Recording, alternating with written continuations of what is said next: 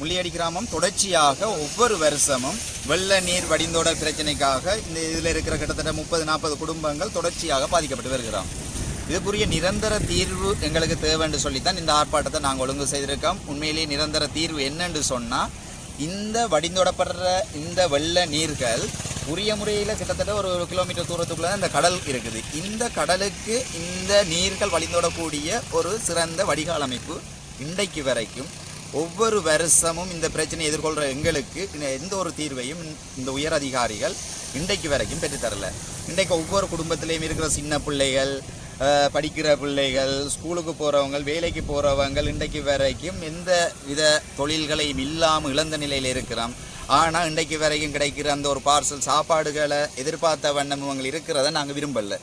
அதாவது எங்களுக்குரிய நிரந்தர தீர்வு கிடைக்கணும். இந்த தீர்வுக்குரிய பிரதானமாக காரணமாக இருக்கிறவங்க இந்த ஏரியாவை அண்டி வயல் செய்கிற விவசாய சம்மேளனங்கள் தங்களுக்கு ஏற்ற மாதிரி தங்களுக்கு தண்ணி தேவைப்படும் போது அந்த வடிகால் அமைப்புகளை அடைச்சி நிரந்தரமாக கிடைக்கிறாங்க. தண்ணி தேவை இல்லாத டைம்களில் அதை அப்புறப்படுத்துகிறாங்கல்ல.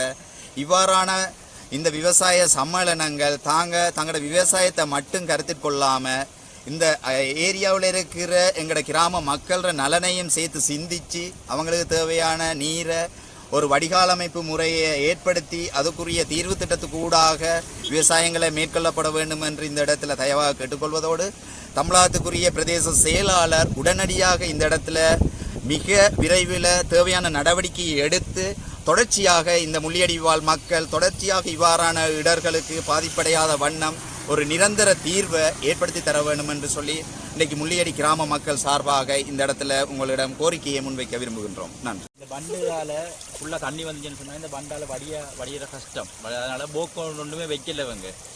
போக்கு வைக்காதபடியாக தண்ணிகள் வடிகிற சரியாக குறைவு. வீட்டில் இருக்கல பாம்பு, பூரான் எல்லாம் சரியாக கரைச்சல். இந்த வயல்சேராக சொன்னால் அந்த அதில் அவங்க மறைச்சி வச்சுருக்காங்க. மறைப்பை எடுக்கலாமல் இருக்குது. அவங்க எடுக்க எங்களுக்கு சண்டைக்கு வருவாங்க. அதை மறைச்ச வழியாக தான் இந்த அளவுக்கு பிரச்சனை. இது போய் போக்கு இல்லாதபடியாக தான் இவ்வளவு தண்ணி தேங்கி நிற்கிறது காரணம்.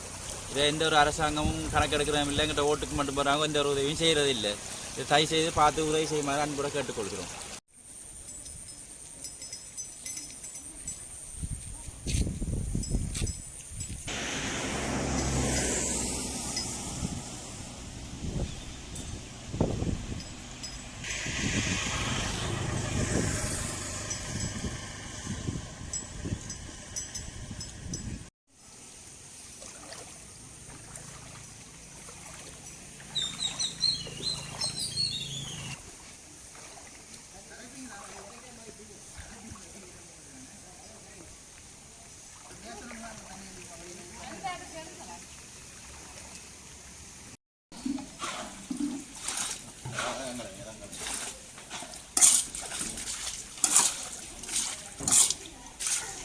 அடிக்கல நீங்க இல்லை.